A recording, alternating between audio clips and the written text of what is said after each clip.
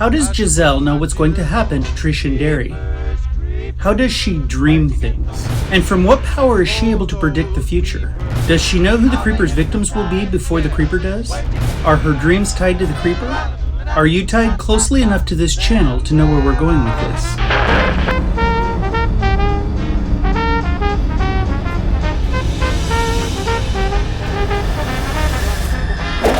Jezelle Gay Hartman is such a rich character. She's the local psychic lady who is known for disrupting Sergeant Tubbs from time to time.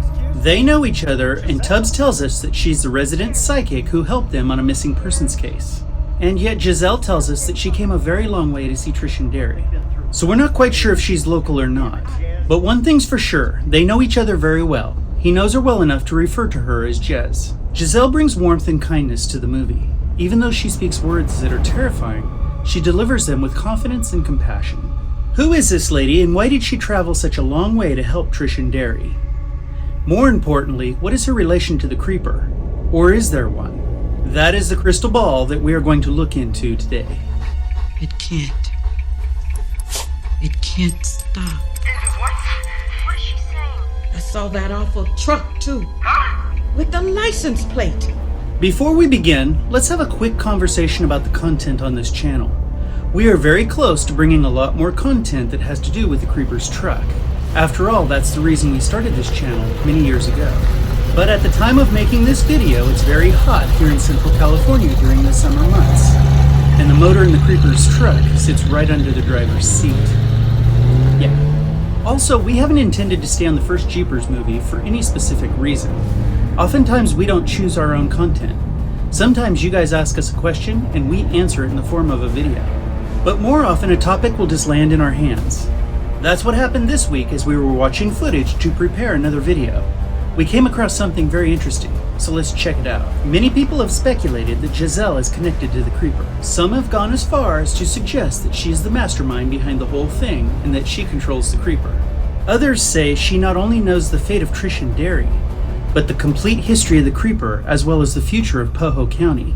And it has been rumored that she might know the secret to killing the Creeper. Now, how exactly Jezelle dreams things we may never know for sure, but we did find something interesting that becomes a piece of a much larger puzzle we refer to as the Jeepers universe. Check this out. You don't understand. Your dreams, are they ever wrong? You don't understand. Are they ever wrong? Are your dreams ever wrong? She doesn't know. When Jezelle is introduced, she brushes past an irritated Tubbs, and she begins to tell Trish and Darry, as well as the audience, information about the Creeper. You found all those bodies down in that cellar. I saw them too. Dreamed it. I dream a lot of things. You see the cats yet? I saw you with all those cats, too. The diner. That was you. You called us. Will you excuse me for a second? Darry, I need you to listen and not talk, okay?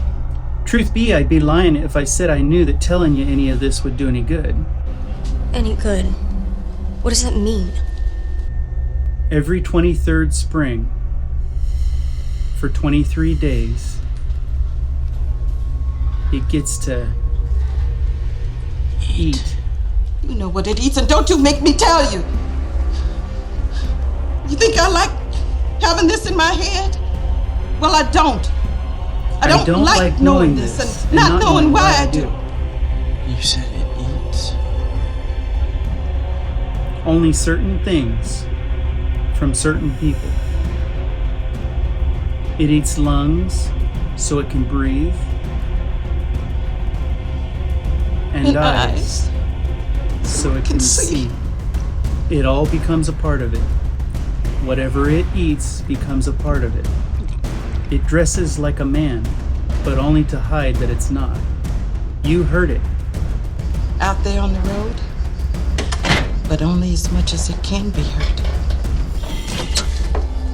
Because it can keep on eating till it isn't hurt no more. You've got something it likes, one of you. And it's not gonna stop chasing you till it knows which one. How? It needs to scare you. There's something in fear, something it can smell, something that tells it if there's anything inside someone that it might like. Now let's jump back to their earlier conversation at the diner. Again, we're going to omit Trish and Darry's lines for the purpose of this information. Have you seen the cats yet? You and your brother. Me and my brother. You and Darry. I saw you with lots of cats. Who the hell is this? How do you know Darry? Who is this? Darry? You know the cats I'm talking about? You have a torn shirt, right? And a bloody hand. Shirt's torn just above a small rose tattoo on your stomach. You found its house of pain. The what? Those bodies down there, that's what it likes to call it. It's house of pain. I don't know if it's a demon or a devil or just some hungry thing from some dark place in time. I just know it's not going to stop coming after you or anyone else it wants to. 'Cause once it has the scent of something it likes, it can't. It can't stop. I saw that awful truck too, with the license plate. Beating you? The license plate on its truck. Right, beating you? Think about it, for Christ's sake. Oh, hold on. I need you to listen to this. You hear that song, you run. And I mean run. 'Cause that song means something terrible for you. Something so terrible you couldn't dream of it. Not in your worst, most terrible nightmare. Did you hear it? Let's move forward to one of the last scenes in the movie. We see the creeper bust through the glass and grab both Trish and Darry. He gives each of them a full scan and makes his choice. This selection process means that up to this point, the creeper isn't sure which of the siblings he wants. If he was sure, he wouldn't still be reading their fear. When he first scared them on the road, and then later found Darry's underwear, and even later he scared him at the cat lady's house, he knew for sure he wanted one of them, but he didn't know which one. The only explanation for this is that they were siblings and they were very similar in their makeup. This made it difficult for the creeper to tell them apart. But one of them had something that it wanted. We know this from Jezelle's statement. There's something in fear that it can smell. Something that tells it if there's anything inside someone that it might like. So in looking at these two conversations with Jezelle, two incredible bodies of information, pun intended, we are given the golden egg. For the very first time, we find out the rules that the creeper lives by. We find out why the creeper's been chasing Trish and Darry, and that he's going to continue to chase them. We find out what the creeper's motives are and what he's seeking. But we also find out a lot about Jezelle. Watch this. I just know it's not going to stop coming after you or anyone else it wants to. It can't. It can't stop. Let's first address Darry's eyes. At the end of the movie, we see the creeper debating between Trish and Darry. This was the fateful moment when the creeper knew exactly who he wanted. But Jezelle knew who the creeper wanted before the creeper did. When we break down the informational scene with Jezelle at the sheriff's station, we can see that this is a beautifully written dual-purpose scene, absolutely brilliant writing. It provides vital information while at the same time throwing viewers off track, preventing the audience from knowing exactly who the creeper wants until the very end. We see Patricia Belcher deliver an amazing performance here, dividing her attention between Trish and Darry, preventing the audience from making any early guesses.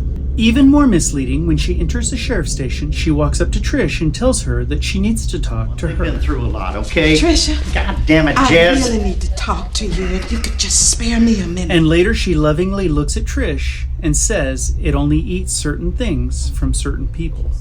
It's almost as though she was trying to warn Darry to help him protect his sister. This red herring worked great and it threw many people off the scent. But if we were astute, we already knew who the creeper wanted, didn't we? Let's jump back to our earlier conversation at the diner. Jezelle initially starts the conversation with Trish, but Darry quickly takes over the receiver and continues. Jezelle starts talking to him directly and tells him exactly what's going to happen. She tells Darry it's not going to stop coming after you or anyone else it wants to, because once it has the scent of something it likes, it can't. it can't stop. This is said specifically to Darry, and we believe she was talking directly to Darry because she had already dreamed who the creeper was after. I knew when you walked in.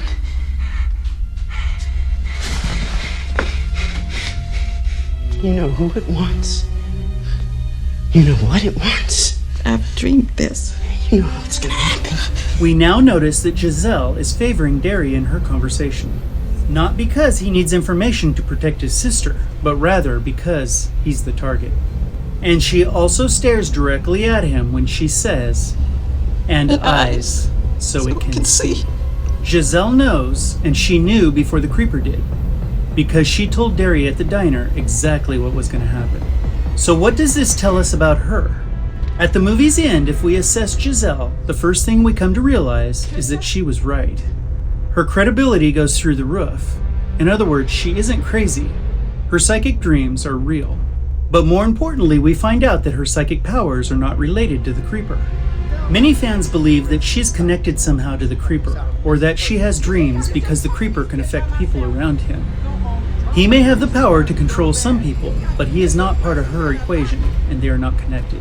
If he was central to her ability to see the future, she would only possibly be able to know what he knows. And he doesn't know who he wants until the very end.